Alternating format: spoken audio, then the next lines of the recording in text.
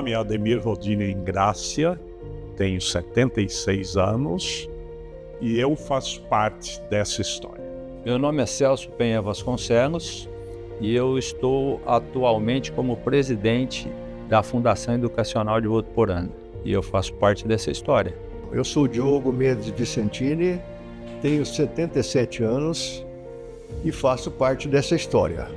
Eu sou Douglas José Gianotti, tenho 62 anos e faço parte dessa história. Eu sou Encarnação Manzano e faço parte dessa história. Jerônimo Figueira da Costa Filho, 74 anos e faço parte dessa história. Eu sou João Edson Rodrigues Agostinho, sou empresário, tenho 67 anos e faço parte dessa história. Meu nome é Marcos Garcia Laraia, sou engenheiro eletricista, tenho 80 anos, fazendo parte dessa história. Meu nome é Maria Giacomini Massoia, eu tenho 76 anos e faço parte dessa história da Unifed. Eu sou Nasser Marão Filho, tenho 54 anos e eu faço parte dessa história. Meu nome é Antônio Carlos Haddad, mas todo mundo me conhece por Tony Haddad. Tenho 55 anos e faço parte dessa história.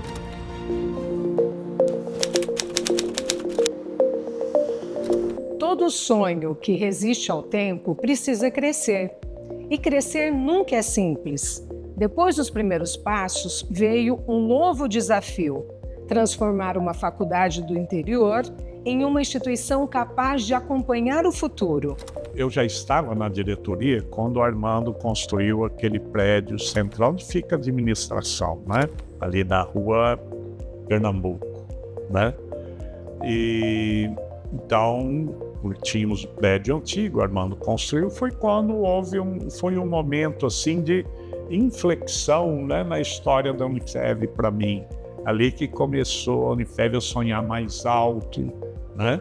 A se pensar em novos cursos, em cursos diferentes e mais abrangentes e cursos mais técnicos, né, mais voltados até para a área de saúde. E nós tínhamos saído de um período de uma transformação já grande, muito gasto, né?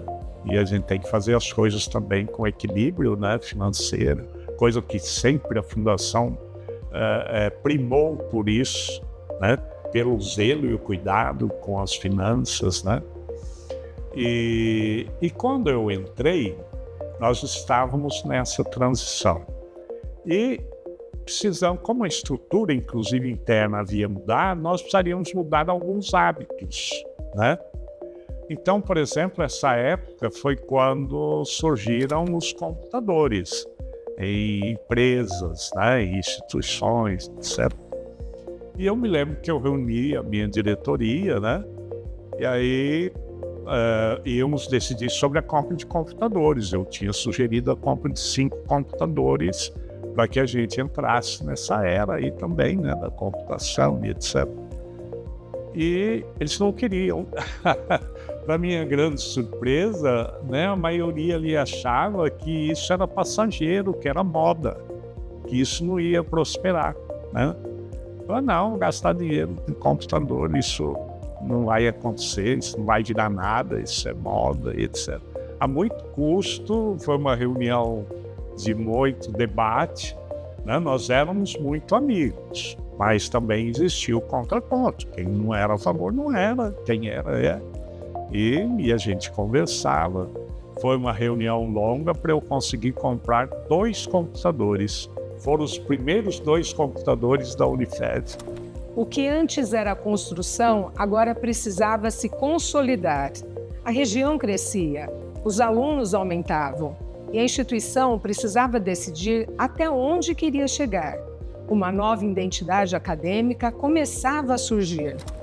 Então a Fundação Educacional de Votuporanga entrou com o projeto da universidade, né? Fizemos o projeto tudo, aí já era o diretor Dorival Veronese, que estava aqui, que deu continuidade nisso, que foi começado lá atrás, e nós fizemos a FIV, Faculdades Integradas de Votuporanga, para poder facilitar o projeto que nós íamos entrar de universidade.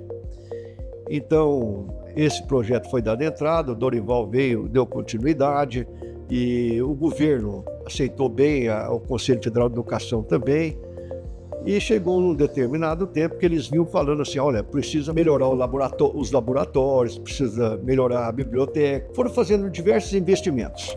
E criou-se a oportunidade de, entre faculdades integradas e universidades, criou-se o Centro Universitário, que dava a oportunidade dessas instituições criarem cursos, aqueles que não têm necessariamente de serem aprovadas pelos conselhos federais respectivos, que é o caso da medicina, é o caso da psicologia e o caso da odontologia. Me parece que tinha umas 12 escolas pedindo essa universidade. Aí despertou neles uma coisa que eles tinham razão. Para ser universidade, ela tem que investir em pesquisa. Coisa impossível para uma escola particular. É investir em pesquisa, principalmente uma faculdade que estava pleiteando, né? Então foi onde o próprio conselho resolveu criar um centro universitário. Instituiu-se naquela oportunidade 10 centros universitários. Na região nossa aqui, criou-se Votuporanga e Araraquara. Possibilitou-se que nós instituíssemos todos esses cursos que hoje estão em vigência. Quando nós entramos com o projeto, nós imaginamos 10 anos para sair essa universidade. Com 9 anos, veio o Centro Universitário de Votuporanga, que já facilitou os novos cursos, porque a Fundação, sempre com o pé no chão, trabalhava o seguinte: para nós chegarmos em cursos mais caros, nós precisamos ter uma estrutura. Então, entre os cursos que a gente pedia, um deles seria o direito, que tinha uma demanda reprimida aqui em Votuporanga e região, muita gente querendo fazer direito, que dá condição de você trabalhar, de você fazer concurso, uma opção de coisa, que daria uma estrutura financeira para que a gente entrasse na área médica, principalmente, área de saúde. A mudança não aconteceu apenas nas estruturas, ela aconteceu na essência. Faculdades integradas, centro universitário, uma nova marca, uma nova forma de pensar o ensino. A Fundação Educacional pôs o nome de CEUV. Então, uns falavam CUV, outros falavam CEUV, outros falavam CEUV.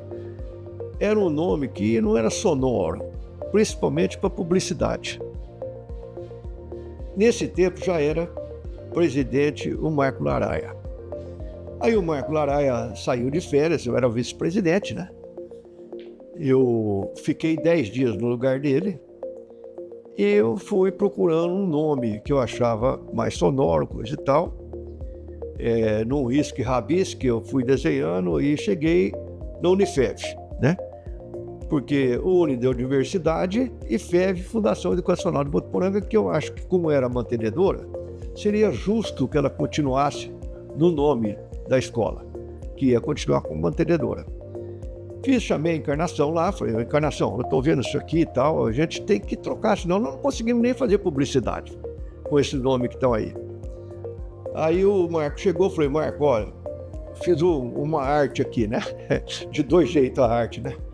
Enquanto você esteve fora, eu estudei isso aqui, eu acho que esse nome é bom. Ele tinha tentado fazer um marketing, e eles falaram, pô, esse nome CEUV não dá também. E aí ele pegou aquele nome que eu trouxe, levou, os caras falaram, matou a pau, esse nome é o nome que vai pegar, né? Que realmente pegou. Chegou um momento em que os espaços já não comportavam os sonhos. Era preciso pensar grande, planejar o futuro antes mesmo de vê-lo pronto. A cidade universitária nasceu assim, de uma necessidade urgente e de uma visão que enxergava muito além daquele presente. Antes do Campus 2, nós fizemos um aluguel de um prédio, que hoje é uma farmácia, onde era o Doidão, ali na esquina próxima do Campus Centro. Nós fizemos um aluguel ali, mas ficou totalmente deficiente. Aí compramos o prédio da CESP, que foi possível, porque como eu era oriundo da CESP, eu tinha muitos amigos lá. Instalado no Campus 2, levamos o direito, levamos a educação física, levamos alguns cursos para lá, mas ainda assim ficou comprimido. E o número de alunos crescente não era possível de você acomodar, não era fácil de acomodar. Mesmo com o Campus 2, né? Ainda assim nós tínhamos alguma dificuldade. Então vimos nessa colégio agrícola a oportunidade, porque nós tínhamos um terreno na Périx Benini bem afastado, onde é o colégio agrícola hoje. E nós achávamos que ali não era, a diretoria não concebia a universidade ser ali. E a faculdade foi crescendo e ela foi criando tentáculos, ela foi, né, se expandindo. O grande ganho que nós tivemos quando, através do Marcos, foi negociado com a Paula Souza, e nós conseguimos todo aquele espaço lindo, né? É o espaço de uma universidade. E aí, então, nós entramos em contato com o governo do estado e vimos a possibilidade deles fazer essa permuta, porque eles também sentiam necessidade de dar maior atividade ao colégio agrícola, porque ali já era suburbana, e suburbano eles não podiam ter nenhuma criação ali. Então ficava deficiente também como colégio agrícola. E nós propusemos essa troca e fomos bem sucedidos. Fizemos a transação imobiliária, né? E eu depois da minha gestão eu negociei, vendi o Campus Sul, que é a antiga CESP, eu tinha adquirido pelo Dr. Marcos da Araia também. E aí a gente, com outras vendas de outros imóveis, tudo isso referendado pelo promotor Dr. João, pelo próprio conselho, nós transformamos tudo isso nos blocos 2, 3, asfalto, porque tinha toda a infraestrutura para ser feita, né, de ferramenta, fazer asfalto, fazer tudo aquilo ali. Crescer exigia coragem, mas também exigia decisões difíceis. Reorganizar finanças, modernizar processos, investir antes da certeza do retorno. Em cada gestão, desafios diferentes, mas uma responsabilidade em comum: proteger o futuro da instituição. É empolgante ser presidente da fundação, porque você sente que é uma entidade que pulsa assim, para um futuro, né? Ela tem condições de crescimento, e porque quando nós entramos, que eu entrei com o Lidolfo, nós estávamos numa dificuldade, a fundação estava com uma dificuldade bastante grande. O faturamento não estava sendo suficiente, o número de alunos dava diversos lançamentos para os bancos. Os bancos naquela época faziam a conta de despesa em cima de cada lançamento, então os bancos não queriam a conta corrente da fundação, porque era pequena, mas com muito lançamento que não compensava para os bancos. E nós começamos a trabalhar em cima disso, e logo que eu fui eleito presidente da fundação, foi numa época muito difícil, foi na época do Collor de Mello, então tinha aqueles pacotes todos, o Tuma dizendo que não podia aumentar parcela, não podia fazer isso, não podia fazer aquilo, cheio de limitações, e eu percebi que nós precisávamos mudar a administração. Eu trouxe um novo contador aqui, com uma nova cabeça, e a gente conseguiu. Meu maior legado foi levar a visão da Unifeb do setor privado, porque ela vinha já de algumas gestões muito bem feitas, né? Apesar do Dr. Jerônimo, Dr. Laraia, Dr. Celso, são pessoas altamente competentes, mas vinham do setor público. Eu estava no setor privado, né? Pela luta que é o mercado de buscar alunos, e a Unifeb precisava ter essa visão do setor privado, um pouco de que é a captação de aluno. A Unifeb não tem dinheiro público, ela recebe dinheiro do próprio aluno. Para receber dinheiro do próprio aluno, tem que fazer o quê? Captar aluno. Visitar prefeitos, visitar a cidade, visitar a escola por estado, fazer aqueles eventos que se fazem até hoje, né, de mostrar a Unifeb, né, abrir a porta da Unifeb para o pessoal no segundo, terceiro colegial visitar a Unifeb. Fechamos todo o colégio para que não tivesse mais a mistura com o aluno da graduação, para que os pais pudessem ficar tranquilos com relação à permanência dos seus filhos aqui no colégio. A construção de uma outra área de convivência exclusiva para o colégio. Terminamos o complexo esportivo, fizemos o almoxerifado, complexo jurídico de extrema importância, que é onde funciona o GEC e o SEJUSC, o CEVET, para o curso de Medicina Veterinária. Nós identificamos que tinha uma quantidade muito grande de alunos que estavam com dificuldade de pagar, mesmo já tendo saído da instituição. E aí nós propusemos, a diretoria e o Conselho de Curadores aprovou, e aí nós fizemos um parcelamento para aqueles que já haviam deixado a instituição e permaneciam com o débito. Conseguimos arrecadar aí uma quantia significativa. Criamos muitas coisas novas lá. Eu acho que uma das mais importantes foi a criação, que era o eixo Unifev, né? Nós aprimoramos aquilo, passamos para o Unistágio, que hoje termina o fim do ano aí com 700 alunos fazendo estágio. Eu acho isso fantástico, porque eu sempre apostei muito, sempre fui muito vocacionado ao estágio, que eu acho que isso é que prepara efetivamente o aluno para o mercado de trabalho. Quem busca fazer um curso superior, o que ele quer na vida? Ele quer mudar a sua história, a sua vida. E o que ele quer? Ele quer uma empregabilidade boa, ele quer ter um bom salário. Eu acho que esse é o diferencial, de a Unifev conseguir colocar os seus alunos no mercado de trabalho. Enquanto a Unifev crescia, histórias silenciosas também eram construídas dentro dela. Eu entrei como aluna, eu estava no 2º ano de administração, e o professor Dr. Armando Davoglio era o reitor da faculdade, e meu professor de matemática. Ele me convidou para trabalhar na fundação e eu iniciei no dia 28 de abril. Na época que eu entrei, só tinha eu, a Zeli e a Regina Idar, que era a secretária da FACICA. Depois, com o tempo, mudou. A Lourdes Mainardi era da FACLI, que é ela que me ensinou tudo. E nunca falou, agora eu não posso. Entrava na sala dela, ela já fazia as coisas. Mais uma vez, eu tive o privilégio de todas as pessoas que eu passei por elas, todas sempre foram nota 1000 para mim. Sempre gostei de trabalhar com todo mundo, tudo até hoje. O que pede, eu faço. Eu acho, que eles gostam do meu trabalho e eu, amo a Unifev de paixão, Senão não estaria até hoje aqui, que faz 21 anos que eu aposentei e permaneço na instituição. Eu vou te contar uma coisa que é uma curiosidade para os meus ex-alunos que vão me assistir, E tem uma presente aqui, que é a Silvia.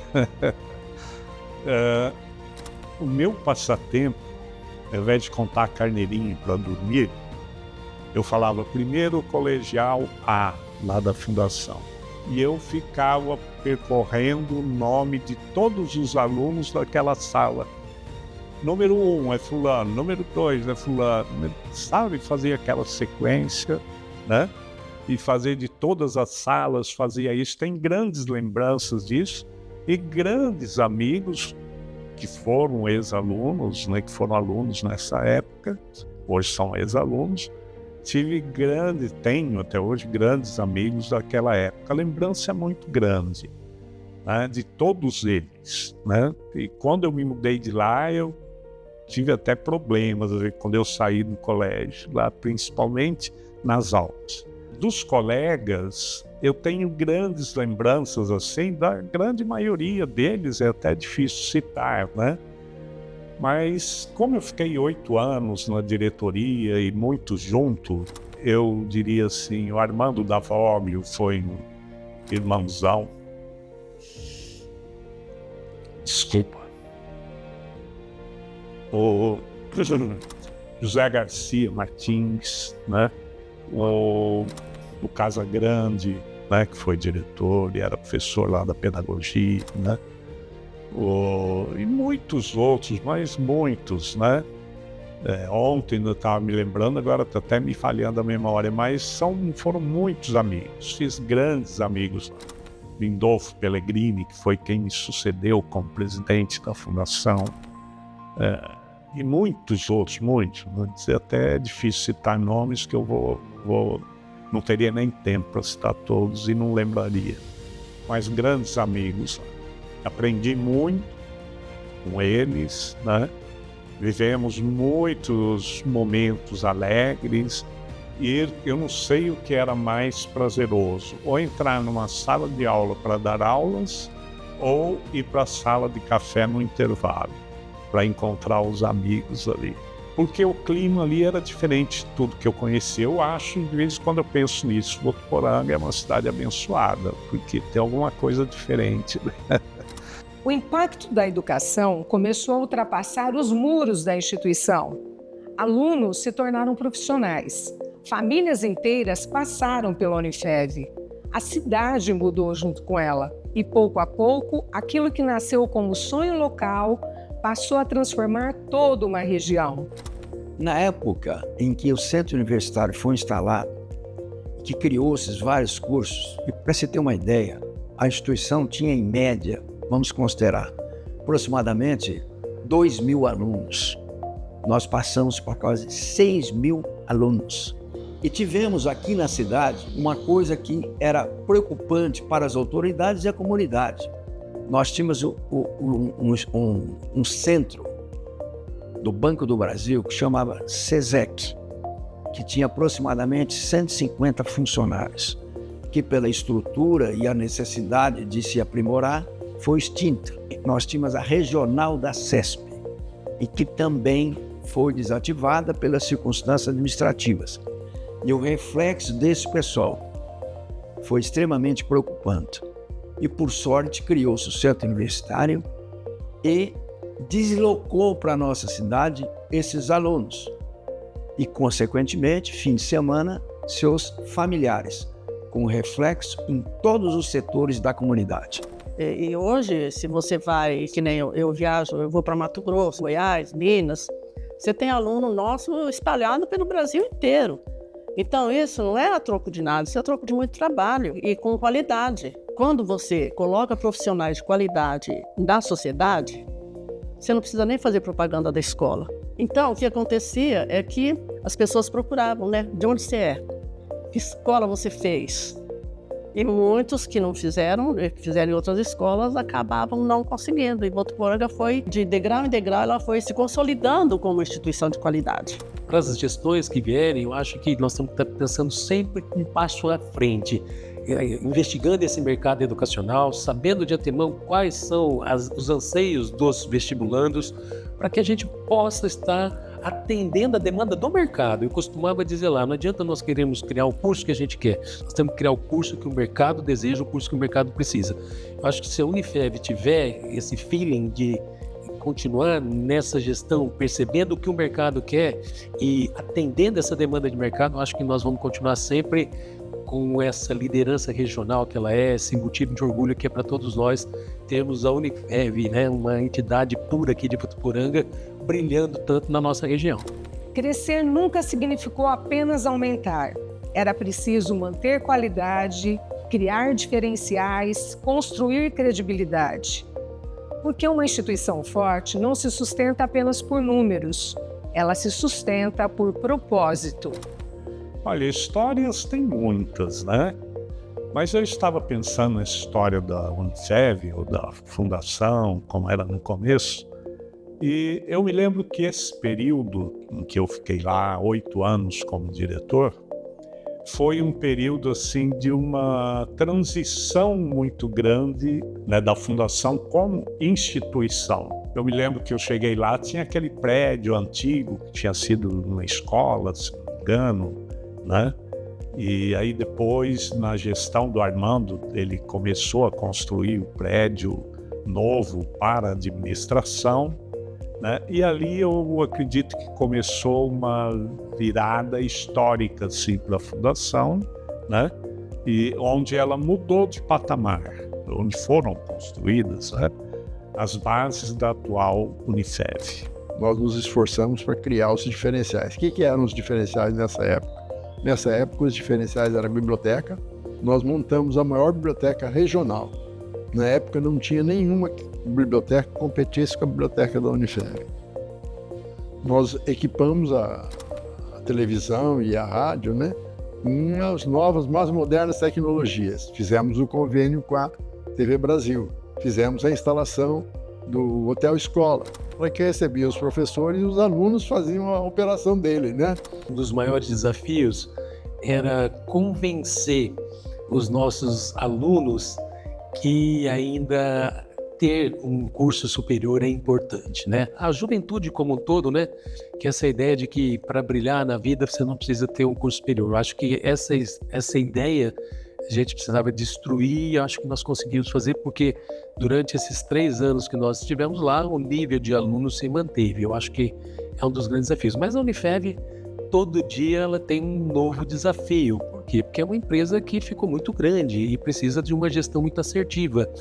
E eu digo assim, a Unifev você nunca pode errar, você tem que acertar sempre, e é muito difícil, porque esse mercado educacional, ele muda numa velocidade muito grande, né?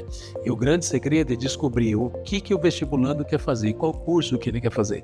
Isso é uma dificuldade muito grande, por mais que a gente tente olhar o mercado para ver o que é muito complicado. E eu acho assim, a Unifev, ela dá uma segurança muito grande para a gente, enquanto presidente, enquanto gestor, pelo time que ela tem, que é fantástico, né? O nosso pessoal ali é muito bacana, pessoal preparado, capacitado.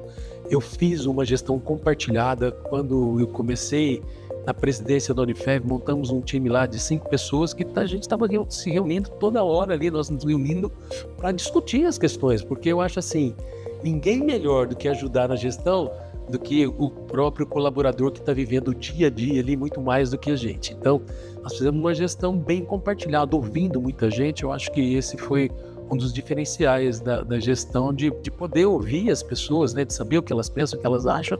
E acho que deu muito certo, porque nesse período que a gente teve à frente da fundação, nós tivemos resultados muito positivos. Alguns projetos carregam o peso de uma geração inteira. O curso de medicina nasceu assim, cercado de desafios, exigências e responsabilidades. Mas também nasceu como símbolo da maturidade institucional. Um passo que mudaria definitivamente a história da Unifev. Isso é um sonho antigo já da Unifev. Um dia eu cheguei para a família Haddad, na época o ministro Haddad, ele era ainda chefe do Ministério da Educação. Eu falei, aliás, para o Tony Haddad, Tony, precisa falar para o seu pai, o senhor Halim Haddad, aí marcar uma reunião lá para a gente ir lá. E assim foi feito. Foi aí que começou esse trabalho de medicina. Aí se criou o projeto de medicina, buscamos o que nós queríamos, o que eles queriam fazer. Teve alguns obstáculos aí, mas a gente foi buscando ali e deixando preparado. Foi um trabalho assim de várias mãos, né? Então, começou com um toque meu, uma ideia, vamos lá, falar com ele. Foi ali que começou todo o trabalho de preparar a Unifev para receber o curso de medicina. Meu pai sempre foi um entusiasta de tudo que se refere e se referia a Votuporanga, né? Ele sempre apoiou muito a Unifev e quando surgiu a possibilidade do curso de medicina, ele automaticamente se envolveu profundamente. No final, até do andamento do curso, ele estava doente e muitas vezes foi a Brasília doente, mas tentando trazer o curso. Eu me lembro muito bem que quando foi aprovado o curso, ele estava internado em São Paulo. Quando eu liguei para ele comentando que tinha sido aprovado, ele ficou extremamente emocionado, até chorou um pouquinho de emoção, porque ele amava Votuporanga, né? E amava tudo que se falava, que se referia a Votuporanga. Então ele ficou extremamente feliz. O que mais me marcou, sem dúvida alguma, foi quando nós fomos no Conselho Nacional de Educação, quando foi aprovado o curso de medicina. Nós estávamos todos lá, com o presidente, com o reitor, com o pró-reitor, e tinha algumas pessoas daqui, alguns secretários nossos, alguns vereadores, e ali aquela vibração quando foi aprovado, porque naquele momento nós tínhamos 160, mais ou menos em torno de 160 cursos de medicina no Brasil, e já fazia mais ou menos uns 5, 6 anos que estava fechado, não se abria novos cursos de medicina. Estava ali fazendo uma depuração importante, e muito na mão da doutora Dib Jatene, que muito correto, da forma muito fazia isso. Na época, o ministro Fernando Haddad passou para ele essa incumbência, e nós fomos uma das primeiras, se não me falha a memória, fomos a segunda naquele momento. Então era muito difícil aprovar. Isso mostrava que realmente nós poderíamos cumprir todos os requisitos para ter um curso de excelência, e foi realmente o que aconteceu. Então, aquele momento foi uma grande vibração, foi uma grande conquista que a cidade inteira celebrou, a imprensa, todo mundo. Então, acho que foi um momento marcante. Eu fiz a parceria com a Santa Casa por recomendação desse semestre, dos diretores das outras escolas, que disseram que montagem de um hospital seria quase que impossível economicamente, porque você não consegue atender ao SUS, e sem o SUS você não tem pacientes. Então daí eles sugeriram que eu fizesse um convênio com a Santa Casa. Foi quando nós construímos lá aquele espaço que tem lá, aquele auditório, a farmácia ali, tudo aquilo que nós construímos justamente para fazer uma parceria mais sólida com a Santa Casa, que eu acredito que seja crescente e deva crescer mais ainda. A nossa instituição, ela já se destaca na recepção aos calouros e familiares quando ingressam na instituição. Nós já somos diferenciados nisso. E essa diferenciação, ela vai crescendo a cada dia que o aluno vai exercendo a sua atividade curricular e vendo o valor da nossa instituição, sem querer diminuir nenhuma outra instituição regional. Os dados mostram, e a consideração de todo esse trabalho foi o nosso curso de medicina, que teve uma nota que poucas cidades e universidades famosas teve como agora o nosso curso de medicina. O curso de medicina, ele é referência para todas as faculdades que têm o curso de medicina. E o nosso aqui, ele está sendo muito bem cuidado, daí aparecem esses resultados extremamente positivos. Da mesma forma, o centro universitário, nota máxima no recredenciamento, enfim. É uma situação de que eu posso dizer o seguinte: a Unifev cumpre o seu dever institucional, tanto do ponto de vista dos cursos, quanto do ponto de vista da instituição como um todo. Cada gestão deixou marcas diferentes. Algumas construíram espaços, outras abriram caminhos, outras prepararam a instituição para desafios que ainda estavam por vir. Mas todas compartilharam a mesma consciência. A Unifev pertence ao presente e também às próximas gerações. A Unifev sempre foi um grande desafio para muita gente, muitas pessoas. Eu tive assim a oportunidade de estar com o seu Dalvo Guedes, que foi quando colocou, com o seu Nonucci, e vários presidentes ali. Havia um trabalho de muitos anos, né? Eu acho que a mensagem que eu deixo para o aluno, e principalmente para quem está lá trabalhando no dia a dia, lá, captando aluno, buscando aluno, quer dizer que teve muita gente que sonhou com isso, né? Numa cidadezinha pequena lá atrás, trazer uma Faclen, que começou com a Faclen, né? Depois veio a Facica, que eu me formei na Facica. Então, dizer que é muita gente que trabalhou, é muito esforço que teve para Votuporanga chegar onde chegou. E esse desafio dessas pessoas é o desafio que cada um tem que ter, esse amor que tem que ter, para poder dizer para as próximas gerações. Quantas pessoas nós formamos aqui na Unifev? Quanta graduação houve aqui? Esses alunos hoje estão aí. E a gente precisa cada vez mais estar validando todas essas pessoas que trabalharam para a Unifev, que passaram para a Unifev. A Unifev não recebe um centavo de verba pública, ela não tem convênio com nenhuma instituição para poder receber esses valores.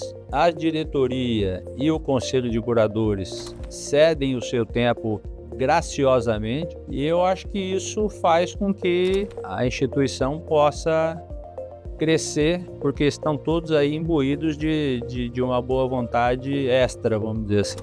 Eu tenho profunda admiração por quem se dedica à Unifev lá, porque eu sei a dificuldade que é você ser um diretor ali e sem remuneração nenhuma, né? A contrapartida é exclusivamente a satisfação de ver a realização. Todo mundo ali que passa na presidência deixa um pouquinho da sua história, do seu legado ali. Eu acho que isso vai contribuindo muito para que a Fundação cresça. Eu digo assim, nós tivemos várias ações, eu acho que tivemos um problema sério, que foi a pandemia, e o Celso, a justiça seja feita, ele teve uma perspicácia muito grande para gerir a fundação naquele período. Aquele momento, com certeza, para o empresariado em geral, foi um dos piores momentos no mundo todo, né? Porque você tinha o problema aparecia e você não tinha referência para poder resolver o problema, né? Você procurava e não achava uma referência. Então você tinha que analisar, tomar uma decisão e rezar para que essa decisão fosse acertada. Uma das primeiras medidas que eu me lembro que nós adotamos, e eu acho que foi a mais acertada, porque foi a que segurou efetivamente os alunos dentro da Unifev, foi um plano de auxílio, né, de descontos para auxiliar o aluno no pagamento das mensalidades. Esse plano chegava até, eu me lembro, em determinada série no colégio, ela chegava até a 70%. Então isso fez com que os pais e os próprios alunos verificassem o nosso esforço também de tentar segurá-los e encamparam a ideia junto com a gente, e a nossa perda de aluno praticamente não existiu. Nós conseguimos, acho que em 3 a 4 dias, transformar o nosso sistema para que as aulas síncronas pudessem ser implementadas. Então nós não tivemos perda de aulas. Enquanto teve instituições aí que ficaram mais de 30 dias sem aula, nós não ficamos sem aulas. As aulas elas mudaram de formato, mas continuaram. Mesmo com as dificuldades da pandemia, foram várias os equipamentos pedagógicos que foram entregues para o nosso corpo docente. Quando eu assumi pós-pandemia, a gente ainda estava com muitas dificuldades naquele período, mas a Fundação passou muito bem, ela saiu fortalecida daquele período. Eu acho que essa dedicação que esse sistema que é de gestão da Fundação Educacional, ele promove esse comprometimento das pessoas que estão lá, porque é bom que se diga sempre, né, que todo mundo que exerce o papel de diretor, de curador, faz um papel de voluntário em favor de uma entidade que é um orgulho para a cidade, né? Então a gente sacrifica a vida pessoal para estar lá dentro da fundação. Eu acho que esse tipo de gestão que faz a fundação ser grande como ela é. A nossa população, ela cresceu muito em qualidade de conhecimento com a formação das pessoas pela Unifev, né? E também no desenvolvimento econômico-financeiro da cidade, né? Que ela contribuiu e contribui. É um sentimento de orgulho muito grande, né? É uma honra muito grande ter feito parte dessa história. E lembrando disso, até me emocionei, né? Assim, puxa vida, né? Quantas coisas, né? Que eu passei ali. Que na questão do dia a dia, isso vai ficando, fica dentro da gente, mas você raramente visita, né? E ontem eu visitei toda essa história, né? E foi muito bonito, foi muito prazeroso, foi engrandecedor para mim. Espero que tenha deixado boas sementes lá, não só dentro da instituição, mas também com os ex-alunos que passaram por lá, que eu tive o prazer de dar aulas, né? E foi muito, muito gratificante. Foi o melhor lugar em que eu trabalhei, para quem deu aula desde 1968, parei no ano 2000 como professor, né, formal. Mas de lá para cá eu dou cursos praticamente todo mês, né, cursos de Reiki, workshops, palestras. Estou sempre no meio de ensino-aprendizagem, né, dando aulas de alguma forma, não de química, mas de outras áreas. E lá foi o melhor ambiente que eu tive. Alguns lugares deixam de ser apenas instituições. Eles passam a fazer parte da vida das pessoas, das lembranças, das famílias, das cidades. E talvez seja isso que explique por que tantas histórias continuam começando aqui. A Unifev é um orgulho. É o nosso orgulho. É o orgulho de Votuporanga. Por isso, ela tem que ser tratada com muito carinho. Todo carinho, tudo que for feito pela Unifev, eu acho que vale a pena. Porque ela mostrou que ela é capaz. Ela mostrou que Votuporanga tem homens que ainda levam a educação a sério. Uma instituição que não leva a educação a sério, ela não sobrevive. Cada diretoria foi instalando e criando um tijolo. E esse tijolo criou esse edifício que é hoje o Centro Universitário, orgulho não só da região, mas do Estado e do Brasil. O futuro trouxe novos desafios, novas tecnologias, novas gerações, novas formas de ensinar, aprender e se conectar. Mas algumas coisas permanecem iguais desde o início: o trabalho coletivo, o compromisso com a educação e a coragem de continuar evoluindo. A Unifev sempre buscou qualidade de ensino. Isso aí, cada vez mais, eu acho que a instituição vai estar aplicando isso na prática, e quem ganha com isso são os nossos alunos, os nossos colaboradores. Eu tenho a felicidade de, coincidentemente, fazer esse depoimento exatamente no dia que a faculdade, ou nossa instituição, completa 6 décadas. Tenha certeza, o maior orgulho do mundo é alguém que nasceu aqui, estudou aqui, foi estudar fora, voltou para cá, teve a oportunidade de participar de praticamente todas as atividades e instituições aqui, hoje continua participando e nesse dia grandioso ainda está fazendo parte dessa história. No próximo episódio, as pessoas, memórias e trajetórias que nasceram dentro dessa história.